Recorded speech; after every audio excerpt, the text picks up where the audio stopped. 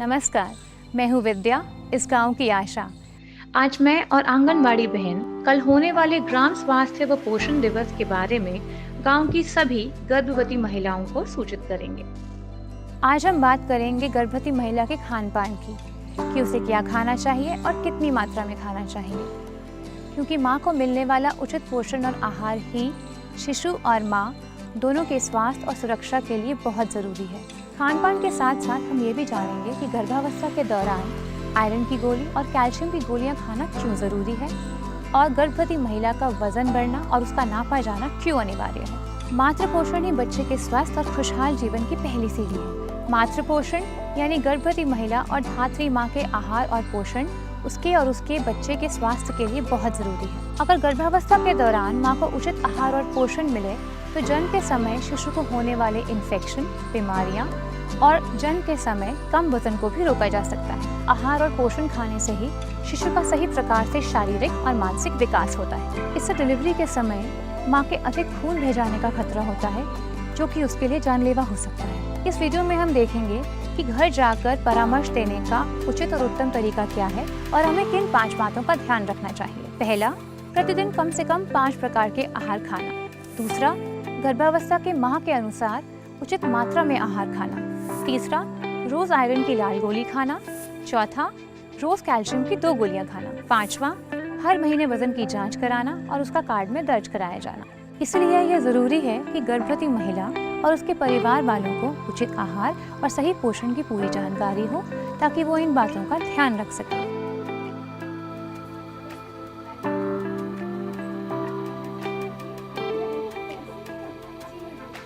पिछले महीने जब मैं आई थी, नेहा भाभी कहाँ हो? लो आ ही गई सीमा। आ जाओ सीमा, यहीं बैठ जाओ।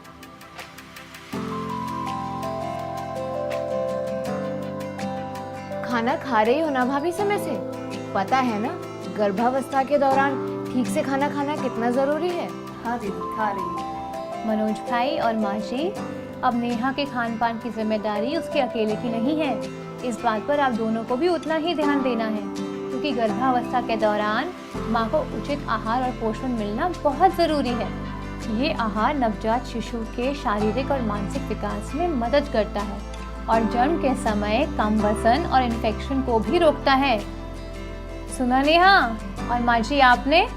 और यही नहीं, ये जन्म के समय माँ के अधिक खून के बह जाने को भी रोकता है, जो कि माँ के जीवन के लिए गंभीर खतरा बन सकता है। और ये बात आप अच्छे से समझ लो कि उचित आहार और पोषण माँ और शिशु दोनों के लिए बहुत जरूरी है और इसमें कोई लापरवाही नहीं बरती जा सकती। आप जैसा बताएंगे मैं वैसा करूँगा और नेहा के खाने पीने का पूरा ख्याल रखूंगा। नेहा भाभी, कल क्या खाया तुमने? दिन में दाल चावल, रात में रोटी और 1-2 बार चाय ली थी। माँ जी, अब तो नेहा का 4था महीना शुरू हो गया है ना? हाँ बेटी, हाँ दीदी। तो फिर अब तो इसे दिन में कम से कम 3 बार खाना खाना बहुत ज़रूरी है और रोज़ के खाने में कम से कम 5 प्रकार के आहार खाना बहुत ज़रूरी है। और इसके साथ साथ एक वक्त का नाश्ता, जिसमें कि मौसमी फल, दही, आटे या सूजी का हलवा, मट्ठी आदि भी खाना ज़रूरी है। भाभी, आज क्या बनाया है तुमने? रोटी और सब्जी। सिर्फ सब्जी और रोटी से काम नहीं चलेगा नेहा। अब जो बात मैं आप सबको बताने जा रही हूँ वो आप बहुत ध्यान से सुने और उसे याद रखें। माँ जी और मनोज भाई, आप दोनों को इस बात का पूरा ध्यान रखना है कि नेहा ठीक से और सही मात्रा में खाना खाए। पहले प्रकार का भोजन, किसी भी तरह की दाल, चना या फिर राजमा। दूसरा, दूध या फिर दूध से बनी हुई कोई भी चीज़, जैसे कि खीर, दही या फिर सेवियाँ।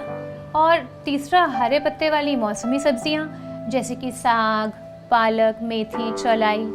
और ये सब तो आप अपने घर की क्यारी में ही लगा सकती हैं माँ जी। सब्जी आज ही आई है खेत से, ये रखी है। सीमा, देख तो जरा उस टोकरी को।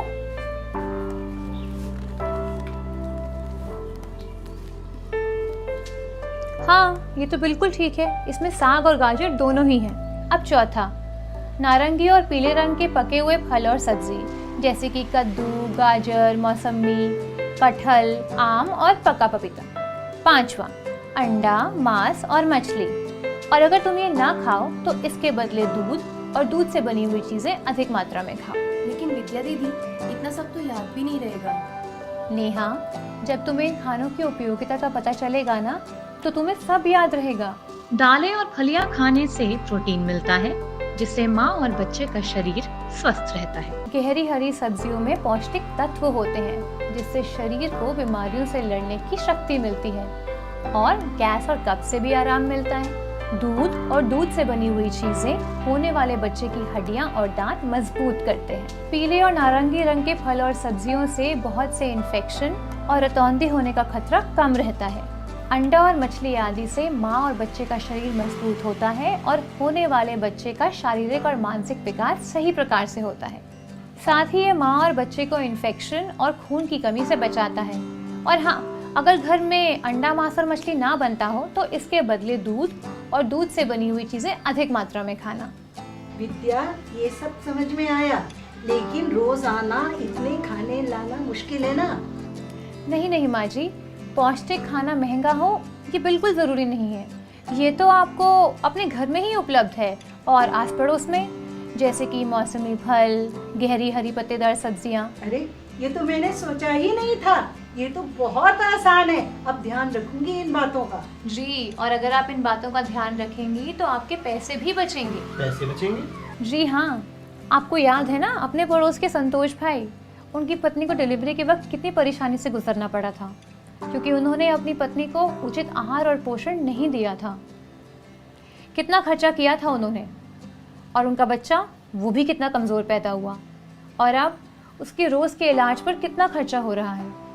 इसीलिए मैं कहती हूँ कि अगर नेहा स्वस्थ रहेगी तो आपका आने वाला बच्चा भी स्वस्थ होगा और आपको ये सब खर्चे नहीं करने पड़ेंगे, और नेहा बच्चे की देखभाल भी ठीक तरह से कर पाएगी और घर के काम भी आराम से होते रहेंगे। आपने ठीक कहा।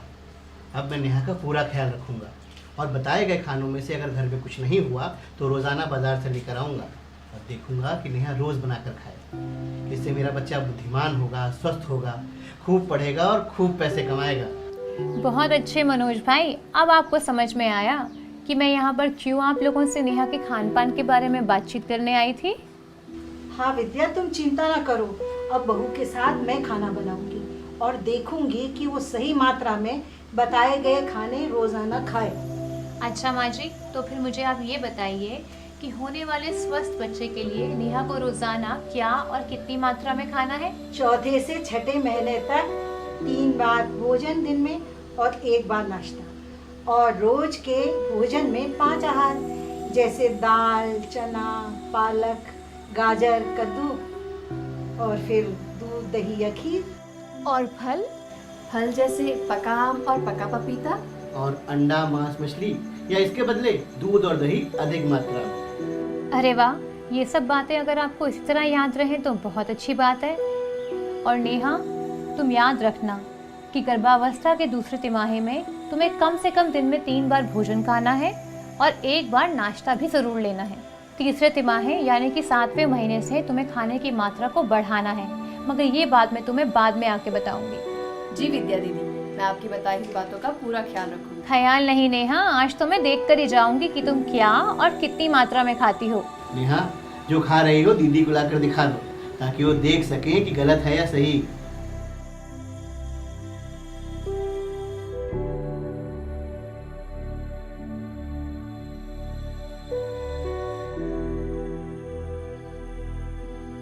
ये तो ठीक है नेहा, इसमें हरी पत्तेदार सब्जी भी है और दाल भी है, लेकिन पूरे दिन के खाने में इसके अलावा तुम्हें कम से कम 1 नारंगी या पीले रंग की सब्जी जैसे कि कद्दू या गाजर ज़रूर खाना है, और उसके साथ साथ अंडा और दही भी, ठीक है?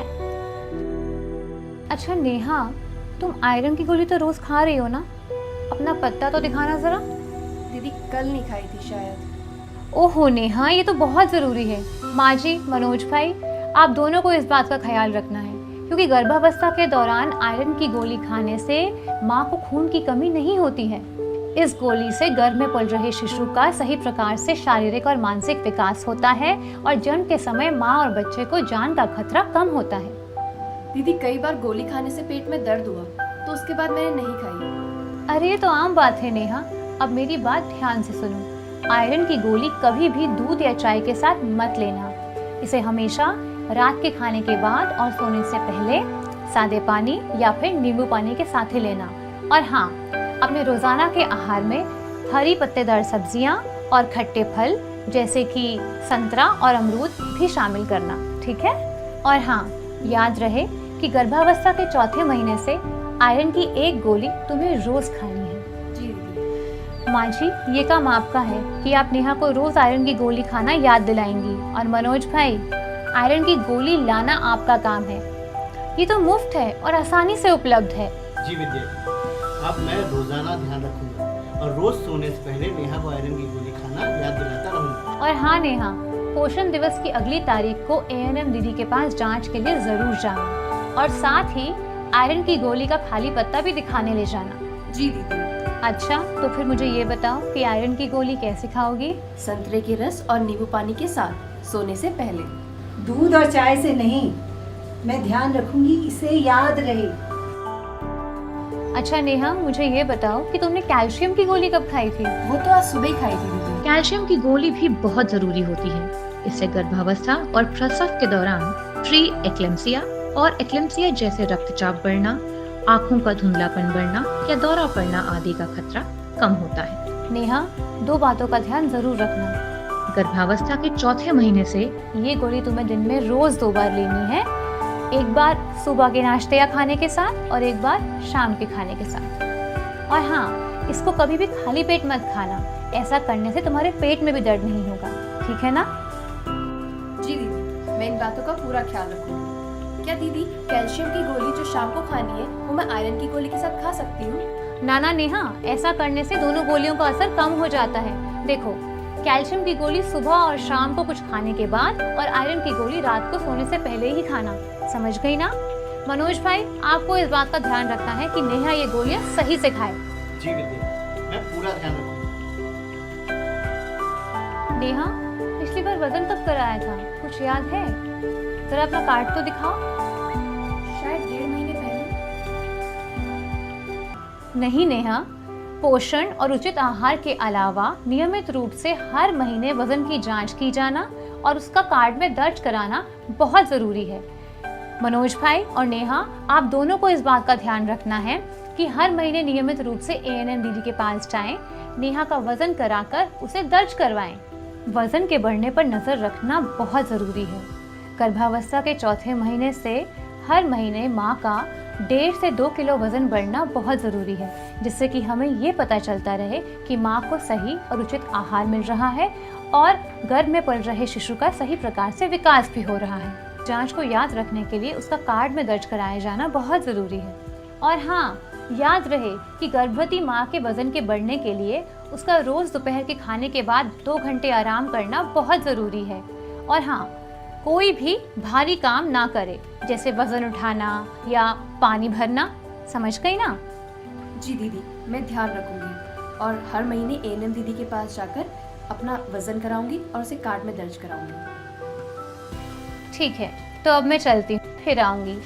लेकिन तब तक आप सब लोग मेरी बताई गई बातों पर ध्यान देना और उनका पालन भी करना। करोगी ना नेहा? जी दीदी, बिल्कुल। और हाँ, ANM दीदी के पास जाकर जांच जरूर करवा लेना। हाँ जी। नेहा, और आने वाले बच्चे का स्वास्थ्य अब आप सबकी जिम्मेदारी है। नेहा, अगर मन में कोई सवाल है तो पूछो। नहीं दीदी, आपने सब अच्छे से समझा दिया। अच्छा, तो भी ठीक है, बस मेरी कही हुई बातों का ध्यान रखना। हाँ, अब हम लोग चलते हैं। नमस्ते। तो जैसे आपने देखा कि आज हमने किस तरह नेहा और उसके परिवार वालों से बात की और उन्हें परामर्श दिए। उनसे बात करके हमने उन्हें गर्भवती महिला के पोषण के 5 बिंदुओं पर परामर्श दिए, जो कि हैं आहार की विभिन्नता, आहार की सही मात्रा, IFA टैबलेट, कैल्शियम टैबलेट, वजन की जांच और उसका दर्ज कराया जाना। साथ बैठकर बातचीत करने से बात बेहतर होती है और सुनने वाले को ये विश्वास होता है कि आप उसकी मदद के लिए आए हैं। जब भी गर्भवती महिला को सलाह या परामर्श दें तो उसकी बात ध्यान से सुनें और समझें और उसे ये आश्वासन दिलाएं कि आप उसकी बात समझ रहे हैं। किसी भी प्रश्न का उत्तर देने से पहले उसे ध्यान से सुनें और महिला के परिवार वालों से मिले तो उन्हें बताई हुई बातों का पालन करने में गर्भवती महिला की मदद करने को कहें। मुझे आशा है कि आप सभी इन बातों का ध्यान रखेंगे और इसी प्रकार परिश्रम और लगन के साथ काम करते रहेंगे। हमारी आशा बहनें, ANM आंगनवाड़ी कार्यकर्ती जो गांव में जाती हैं, घर घर जाके महिलाओं को, गर्भवती महिलाओं को, उनके परिवार को महिला के खाने पीने के विषय में बताती हैं। तो मैं आप सबसे उम्मीद करती हूँ कि आप और ध्यान से उनको अच्छे तरह से इसके विषय में बताएंगी, क्योंकि अगर गर्भावस्था के दौरान महिला अच्छा खाना पीना लेती है, उसके परिवार वाले पोषण का, आहार का ध्यान रखते हैं, तभी शिशु का विकास ठीक होगा और परिवार में खुशहाली आएगी, हमारे समाज का विकास होगा, हमारे देश का विकास होगा।